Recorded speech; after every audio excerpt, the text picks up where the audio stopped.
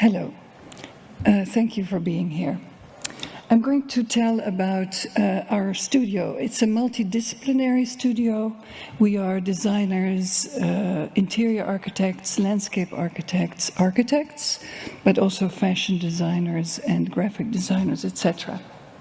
So we're a small mixed group that does both landscape design and architecture and interior design and architecture, exhibition design, but also curtain design since 1986.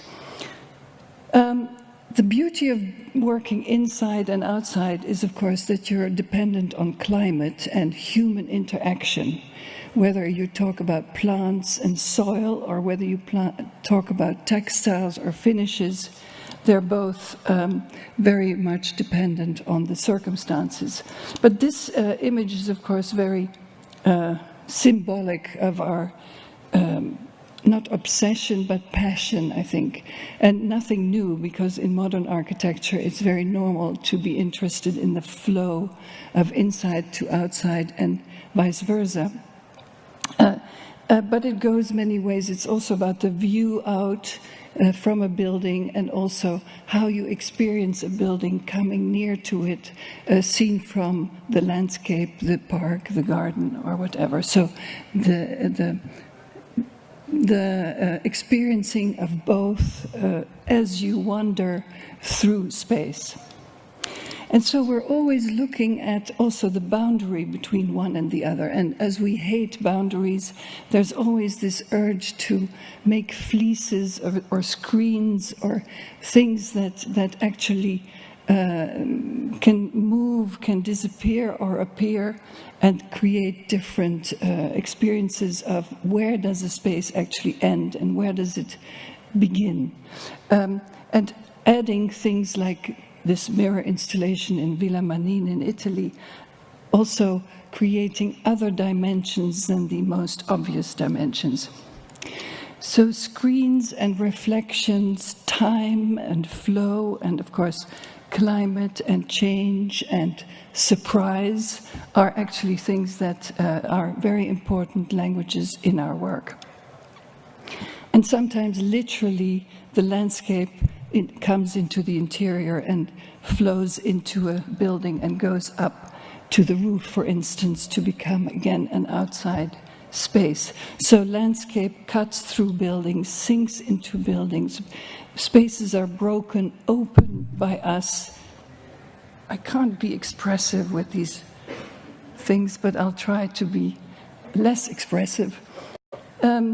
So folding buildings and being part of a building conceptual design phase already is what it was often a luxurious position we were in with OMA very often, but with many different architects, to also influence the whole experience of a building and to manipulate the building in the sense of trajectories of experiences going from one place or one room to the next. And the curtain plays a role in it, or textiles. Sometimes they're carpets, sometimes they're curtains, but the curtain is a really fascinating part because it's a very sensitive material usually. It's usually really cliché, used inside, following the architecture, covering a window or uncovering a window.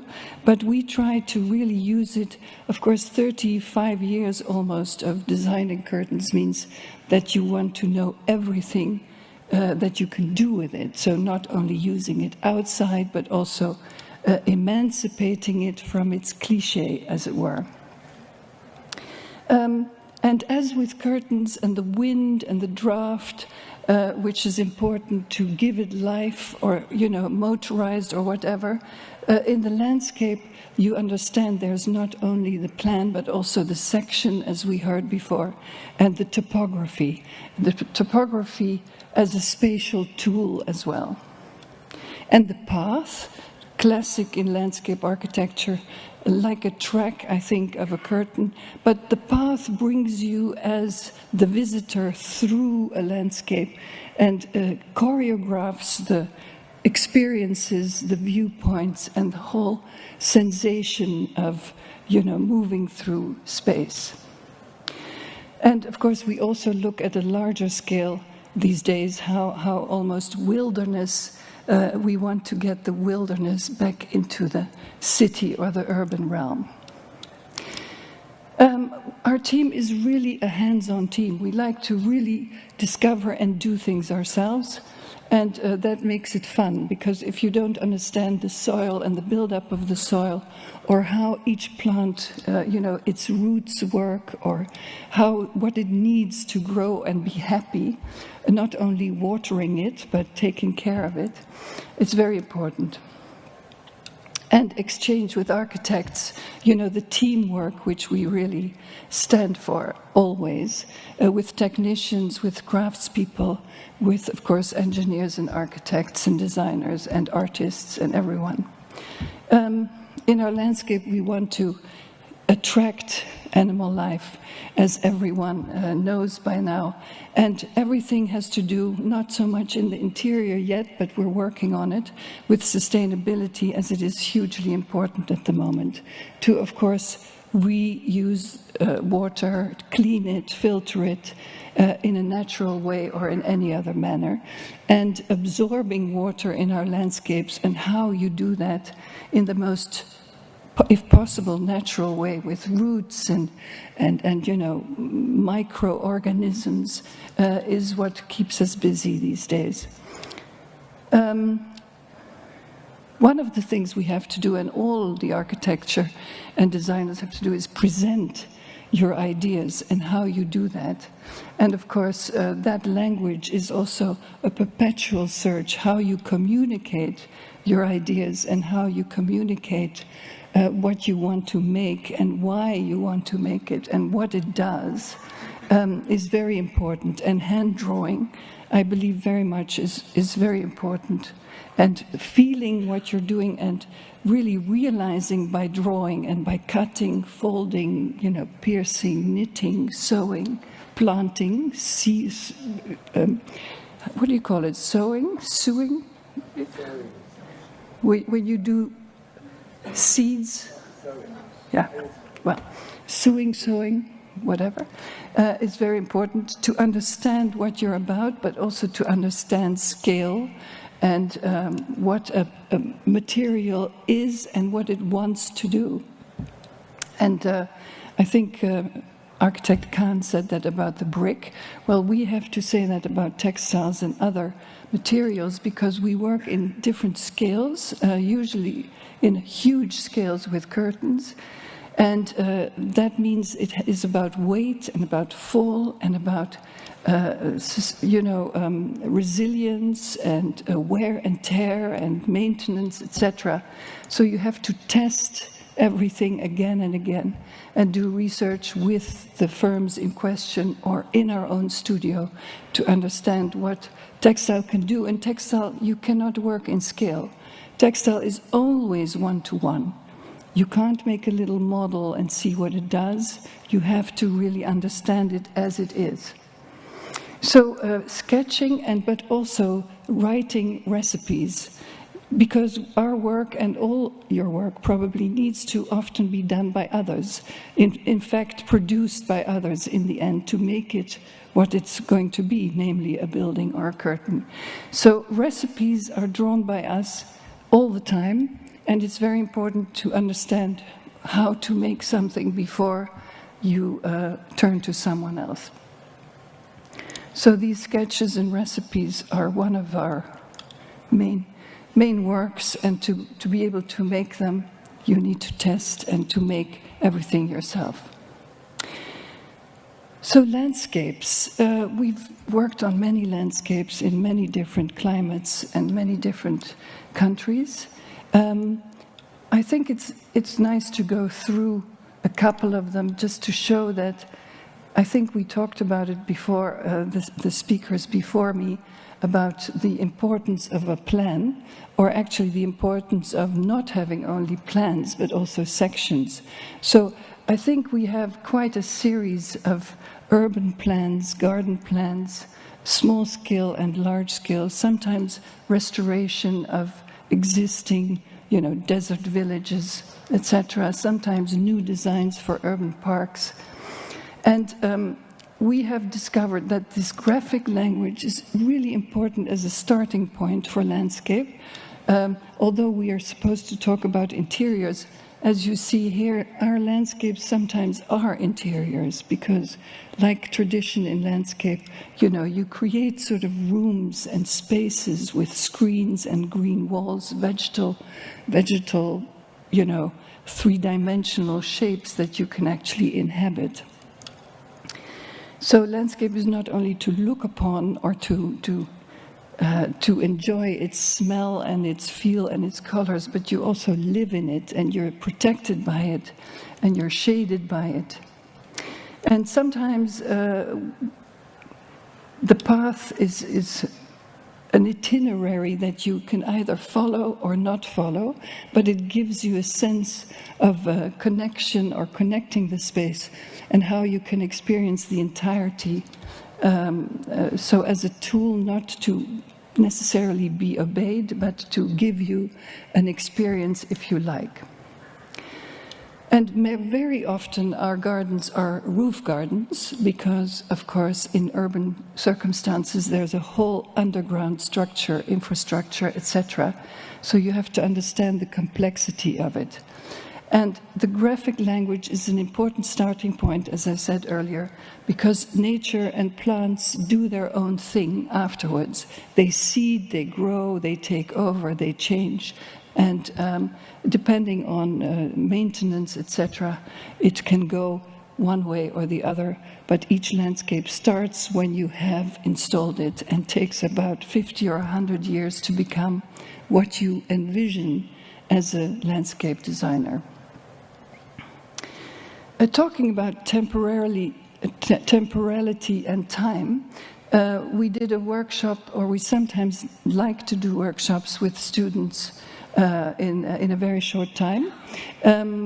With my partners, Jana and Aura, we went to Bois in France, and we had students from all over the world. They subscribed, Bois they have summer schools, and you can subscribe to these schools. And you can choose for different teachers who teach you or who teach you their profession. I mean, they can be artists or designers, writers, theater makers, etc. And for a week, you work with this teacher. So my partners and I were teacher for a group, international group of students who thought, okay, we're going to work with Petra Blaisse and her team, so we're going to make curtains. And then I thought, well, not such a great idea. Let's go outside and let's research this whole beautiful countryside that is owned by the Bois people. And we started to walk, and we lost our way completely. It's a beautiful, beautiful landscape, but there was no sense in the path structure at all. So we thought, well, let's do a workshop about creating a new path, one line that goes from one side of this land to so from the entrance to the other border, and then you start to understand where you actually are and the scale of this site. We decided for a direction. The line was set out, and we took ropes, and with human interaction, or actually assistance of one another with buddies and cords, we went through water, we went over hills, through forests and fields with horses and donkeys and sheep, and we made this one line. And then we asked the farmer, a neighboring farmer, to come with his mowing machine. And he mowed the line, and we cleaned the line. And as you see, the students had to make rain suits because the rain fell upon us and was absorbed by the ground. But everyone got so wet, it was totally unexpected. So we had also a kind of beautiful new fashion. Here the sun comes up, and when the line was made from the one border to the next. And the funny thing was, we thought this is it, it's a temporary path, it's a temporary line in the landscape, and in a few days it will be hardly visible. But the students, I think between 22 and 38, they said, well, we think it's too temporary, it's so much work. We took 5 days to make this, so it should be more visible. So everyone dove into the canal and got stones. They were colored in a very bright color, and then they were positioned to make this temporary line more visible, not permanent, but more visible. One of the things we did was create a window in the forest edge, because this whole piece of land was field or forest, but there was no intermediary between the two. Of course, there were buildings, but you couldn't see what came after, so we created this window into the forest. Another project in Qatar, in Doha, actually the landscape looks like this, and normally the gardens look like this. And we said to one another, well, let's not do this. It takes a lot of water. The plants come from probably the Netherlands, except the palms. And so let's go into the desert. And we found that the desert indeed is not at all dry. It has very moist areas.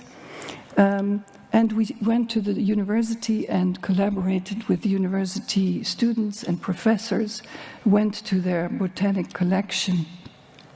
And they gave us books that we read, and they told us the Qatarian desert has actually 15 different plant communities. And plant communities are groups of plants of different kinds, so grasses, shrubs, bulbs, perennials, that help each other.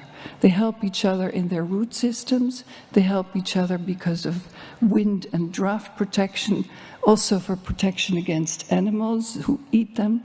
So the plant communities in the desert are incredibly interesting and important. And so we thought, okay, we are asked to make a landscape design for the Qatar Foundation headquarters, 2 buildings by OMA, and they make a parking lot half underground. So what is called garden is actually a plate hovering over a parking lot. So there is no soil, there is no nature, we have to invent it. So the combination of wanting to do something with the existing nature or the local planting and this very urban and unnatural condition was quite a challenge. We made a system of square planters that are from large to small and from high to low.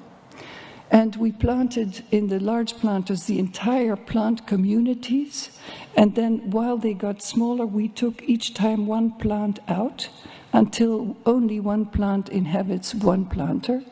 Also, we distributed the water irrigation system not equally over the site, but gradually.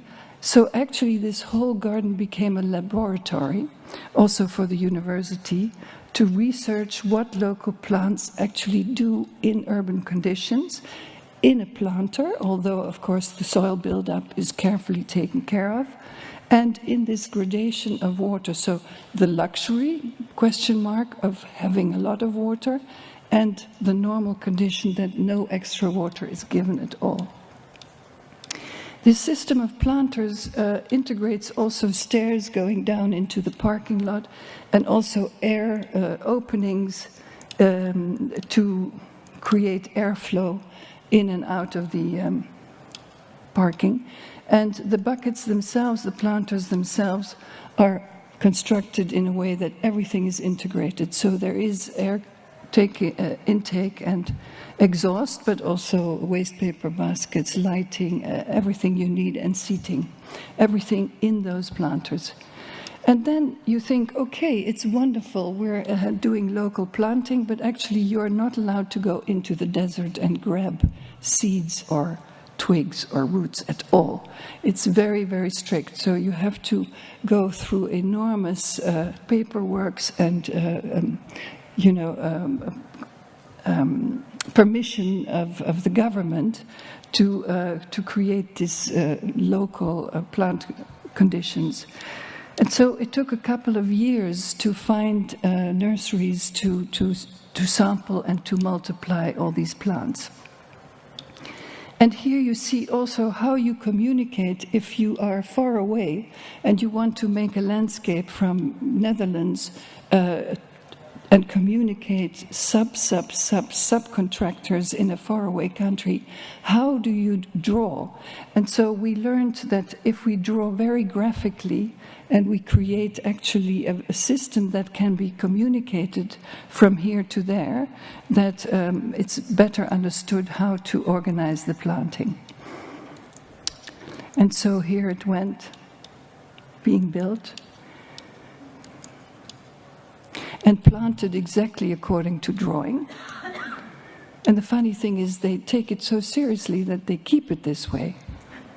So instead of becoming a natural plant community, it's like a design. But it'll come. We're still communicating. But it's a very interesting development that you have, as a designer, a whole plan, but you have to communicate it also to the maintenance and tell them, please don't water, please stop watering. So we had, for instance, cacti that exploded because they got so much water. They just went poof. Anyway, so that is a beautiful example of Biblioteca degli Alberi in Italy, in Milan. We won a competition in 2004.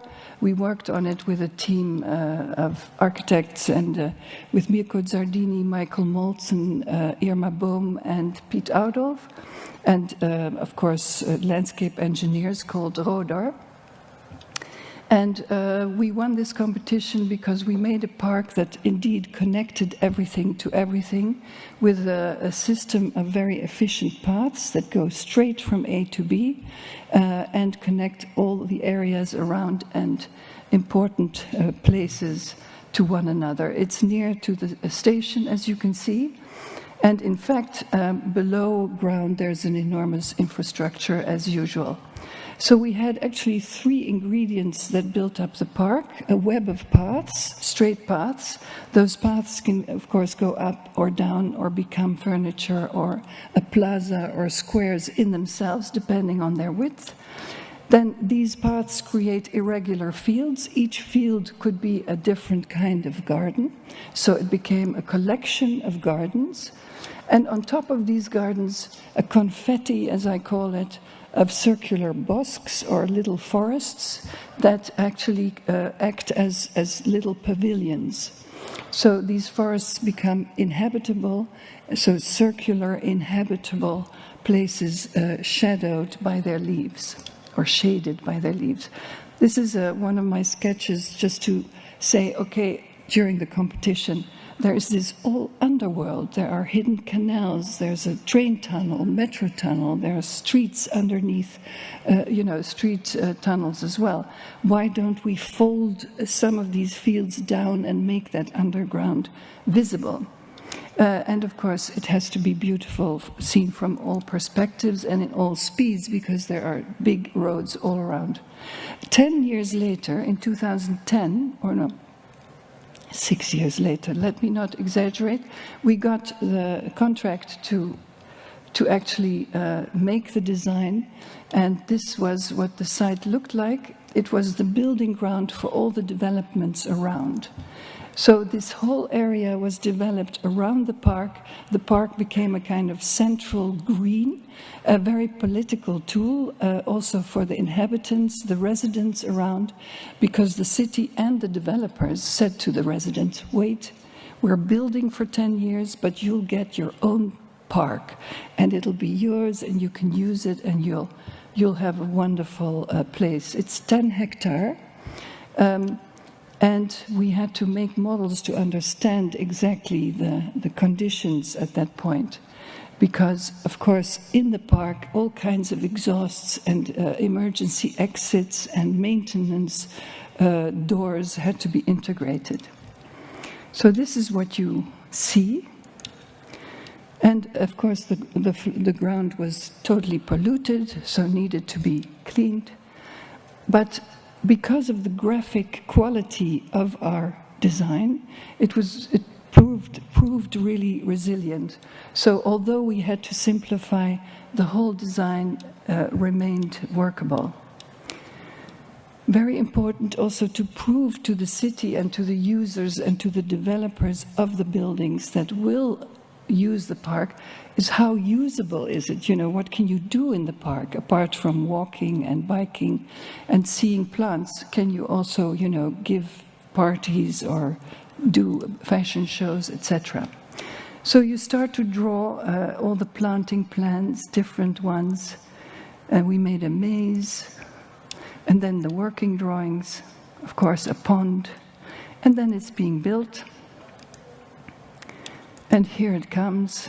It's opened in the autumn of 2018. With playgrounds, sports fields, etc. And because it's a botanic park, it's called Biblioteca degli Alberi, the Library of Trees. But of course we wanted the letters, the names of the Latin names, but also the description of the habitus of all the trees described in the paths. And Irma Bohm designed those letterings. And we also invited inhabitants to write poetry, or at least poetic sentences about the park and about nature, about a tree, and had a kind of competition and inserted 20 or so sentences in the paths as well. So you can relax and read, sit and have lunch. Of course, there are herbs and wildflowers, meadows, because all our wish is to, you know, invite insects and animal lives to come into the city and be part of life. One area had to be closed with a fence, which we designed. And as we hate boundaries, a fence is a boundary, so we designed a fence that's actually like a curtain meandering through the garden, ignoring every system. And here and there, it becomes a seating area. And so you can sit both inside and outside, and who's inside, who's outside, is completely not clear. And for kids, vegetable gardens, adventure. But it's all very young. It needs another 100 years to develop. Absorbing water, hopefully, definitely. And with water always moving, because Milan has an enormous problem with mosquitoes. And this is what we found on internet, that of course you can go from A to B, but you can do anything with this path system. And this is a running club that stimulates each other to do running sprees there. The Bosco Verticale, you know, right? So then we go to curtains. What curtains do? They can be outside, within 2 layers of the facade, inside the building. And the curtains we are asked to do, whether with Sejima Nishizawa or with other architects, they are usually really solving issues, technical issues, temperature, light, UV, acoustics, etc. So actually textiles are being measured by engineers, not only the textiles themselves, but the combination of the textile. I have 9 minutes left. I have to hurry. The combination of the textile with the glass facade. If you have pleats, for instance, you create rooms, air rooms, and they can heat up especially with a different temperature outside, you have to really be careful. So it all has to be measured. So curtains that we do escape the architecture. They emancipate from architecture. They become their own shape. They create their own rooms. They have their own character. Not always, as you can see. Sometimes we create very classic, like here in the Hackney Empire in London. But usually they do something that that is unexpected, or they have integrated sound, or they are completely emancipated and they don't need architecture anymore, such as this one. Sometimes it's a private house where we also influence the outside space. If you are part of the team from the beginning, I think one of the important things of our work is that the curtains, since the Kunsthal in Rotterdam, which is 1992, we are integrating the tracks into the architecture. So the tracks are poured in place or attached or are integrated into the concrete ceilings. And therefore you can do very funny things like continuing the tracks outside. And why a double track? Because maybe you want to hang a painting and a curtain, maybe side by side, and you can move both out. So you have a curtain in your garden or a painting in your garden. And if it's in, it can create darkness in different ways, but also always some form of reflection, some form of movement, some form of peepholes or slits or something that you can escape, or it envelops your body in the bathroom, or it reflects the interior or the landscape through its reflective surface. This is actually a mosquito net, but it catches the light somehow.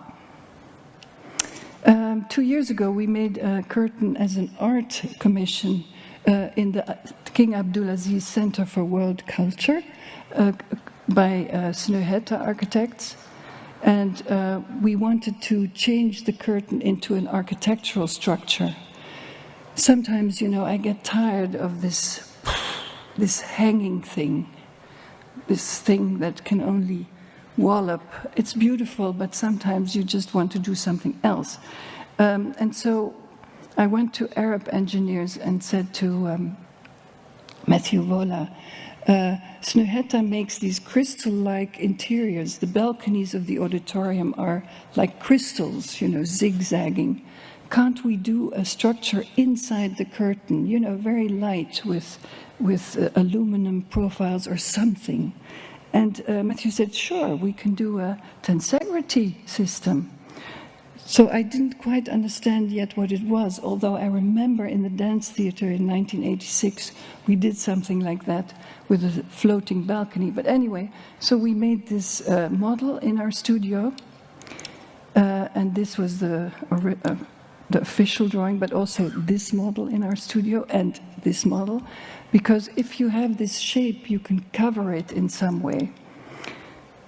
And the luxury was we were able to do one-to-one samples and then really make it to size. And then it was installed in Dhahran in Saudi Arabia. And of course, above this structure that connects to the balconies, you have velvet underneath and velvet on top. And we painted the velvet in a kind of like an evening night almost in the desert, and little holes to catch the light from behind. So here are our clients congratulating one another.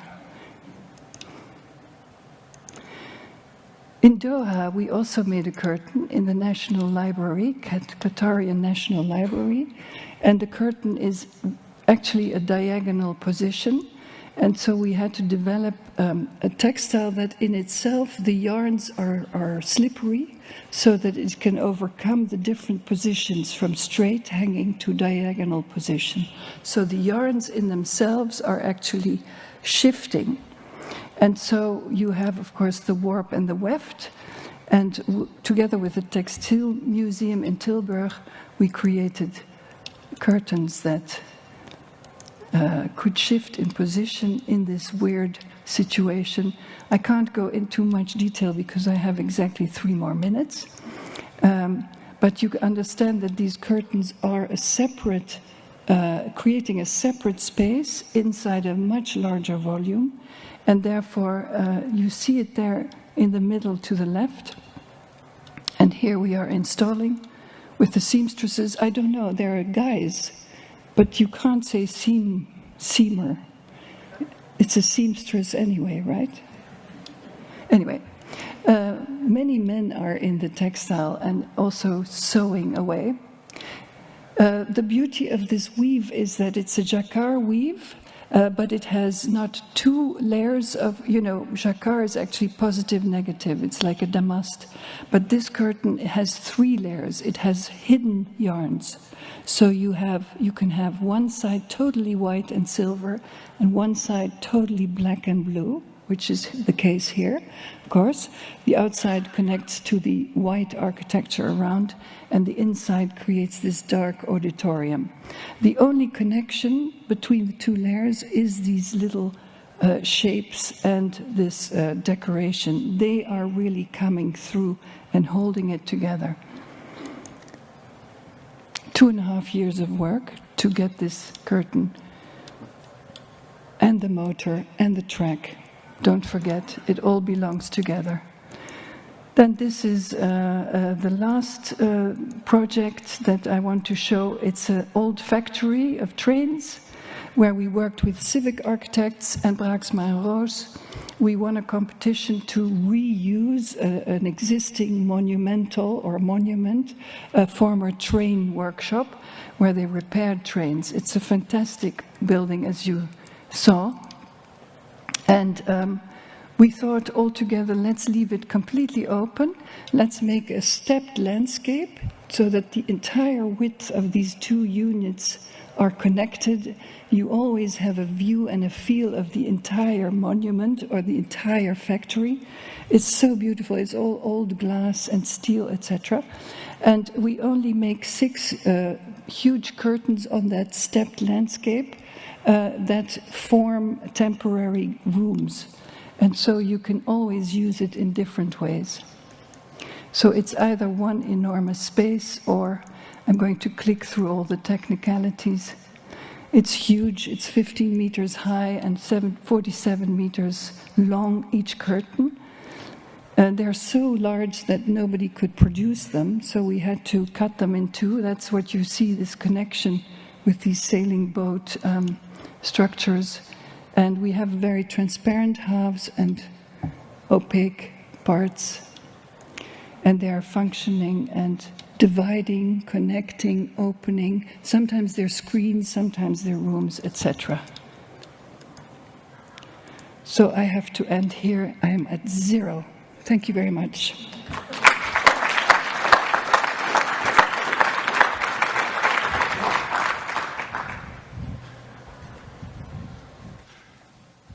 Petra, thank you.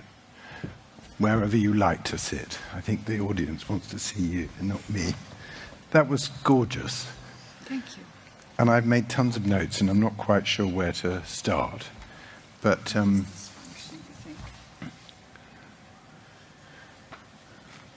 does anyone know how this functions, or does it work? Switch it on. It works, okay. It's magic. Magic. It strikes me, seeing your work, that one of the most unusual aspects of it is that although most of the projects with curtains are recognizable as curtains, they are much, much bigger than we're used to. Do you think that it's a reflection of the fact that our architectural spaces are much bigger than they used to be? Oh, I thought that was only for museums. that they become larger and larger. I don't know if the architecture becomes larger. Do you think? No. Well, that last curtain you showed was, I don't know, 15 meters high. Yeah, but it's a form with huge metal kind of chunky bolts and everything very kind of... Yeah, fitting the context, huh? Because it's a former workshop with a lot of steel beams that they used to hang the trains on, to repair them. So we wanted to be in that language, partly. That's the thick part, and the thin part is really reflecting the windows, the glass, the very old glass, that's very thin and beautiful. But also to almost, if the sun catches it, it's made of fish thread. It's called monofilament, but I call it fish thread because it's like, and it catches the light, and it's as if it's a waterfall almost. Really beautiful. But when you were studying at art school, I think you studied in London for a bit, yes. Although I don't know where, but then Hammersmith College of Art. Hammersmith College. But were you already fascinated by textiles? No. No. So that came later. Came later. I think I worked at the Sailing Museum for about almost 8 years when I was very young, as an applied arts assistant to the curators. And but I was always interested in fashion, of course. And in London, there was a lot of punk and Vivienne Westwood, but also... Which worked a lot with tartans and traditional fabrics. And, exactly. Of course, fashion is often about forcing or encouraging the fabric to behave in unexpected ways. Techniques like cutting on the bias that makes the fabric drape differently, all of that kind of thing, and those people who are textile designers who I've known go on about the structure of the textile and can see artistry in the weave and the technique. Well, obviously the kind of weave, the looms and all of that, whether they're jacquard or whatever.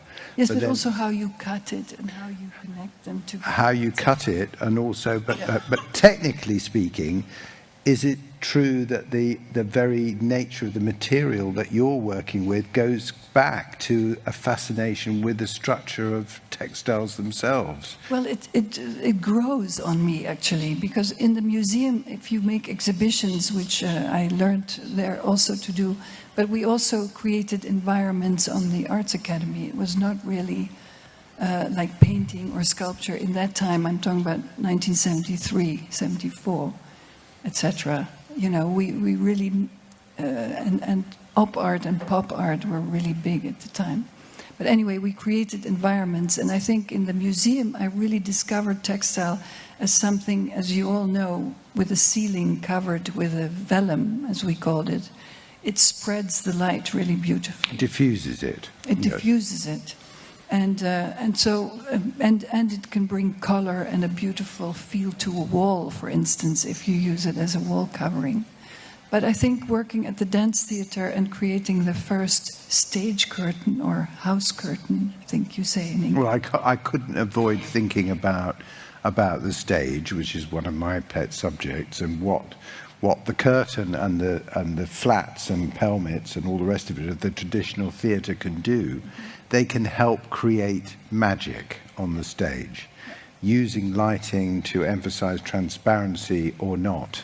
And so, of course, you can see all, and reflection. Yeah. What about curtain walls? Do you hate those? Do you see any connection between what you do and the architectural term curtain wall? Well, we use them sometimes, and usually in their original form. So not covering them anymore. No, I see no real connection except for acoustic or division. Well, the division of weather to keep the rain out and the controlled environment in. Yes. What is one of the characteristics that you want to work with curtains? Is it to do with the fact that the curtain is free to move, either lengthways or move in the wind? Yes, I think the movement is one of the fascinations. Even a stage curtain, which needs to be, used classically. I think the second curtain or the third I made was moving from left to right and disappearing in the Lille Grand Palais in Lille, obviously.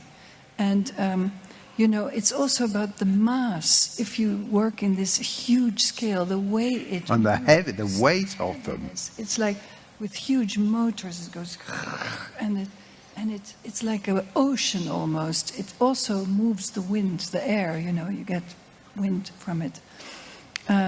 But yes, the movement is really important. The speed. So actually, the design is not the cloth, but the object and how it moves through space. And they become personalities, you know. They come and they go. They appear and they disappear.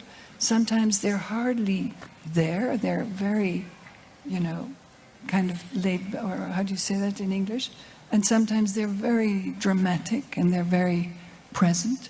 So you really play with these curtains as if they're persons. So we're a million miles from the local curtain service with pelmets and kind of the regular domestic use of the curtain. Yes, I think so. And yet there's a sort of continuity too. You know, in the 18th century they did, and the 19th century, they did really over-the-top curtain hangings with multiple wrapping pelmets.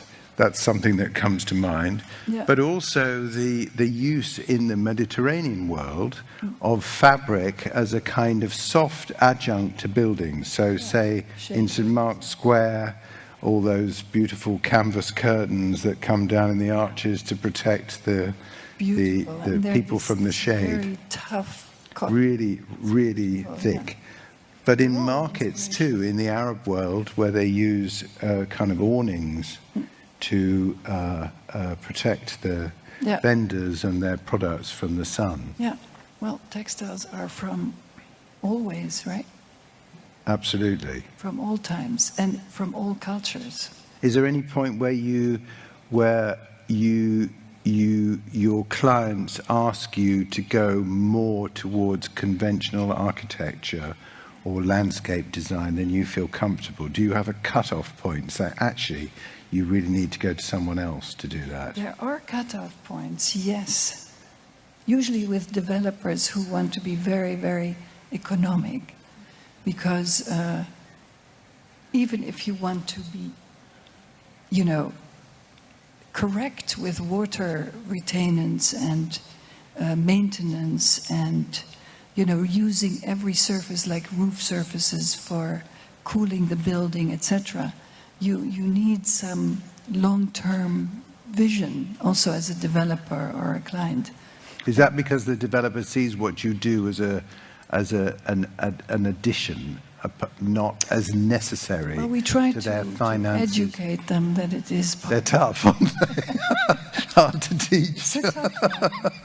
You know, it's often used as a political tool, and they don't have, I'm sorry, I'm generalizing, of course, there are always exceptions, but mostly it's a political tool. You need green. The municipalities or the city demand green.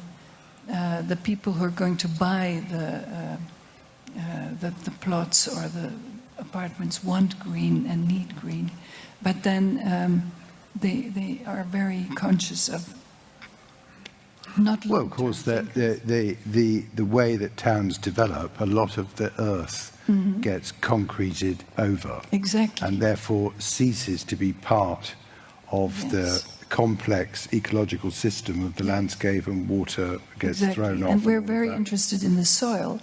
You know, what's underground is the starting point of everything that lives. And if you tell that to someone who wants to be totally efficient, then of course it's not efficient because it needs care. But many of your projects, or several, maybe several, the ground was a total make-believe. Sometimes, yeah. Wasn't actually ground at all. I mean, how far do you, in those cases, how far do you, say, try to create the network of message sending that trees and fungi and all that kind of miraculous underworld of the soil it's hard to reproduce if you're putting all your plants in little boxes that aren't actually connected. Right. Yeah, I hate planters, but never have to do it. But in the Walker Art Center in Minneapolis, we created a hill that wasn't there before. It was just a slope, and underneath is a parking lot done by Herzog and Dumeron.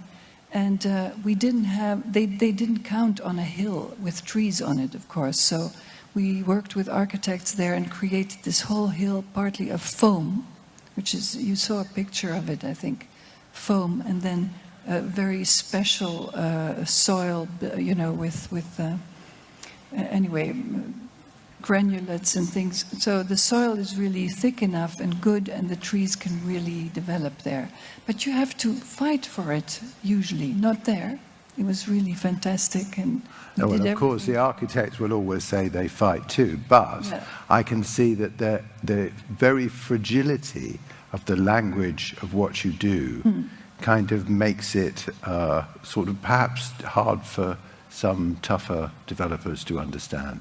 But congratulations on your continued success and ability to be able to persuade people to build and maintain these beautiful things, maintenance being absolutely important in terms of actually realizing the projects that you've made. Yeah. Petra, thank you so much on behalf of everybody here. It's a great pleasure. Everyone. Thank you.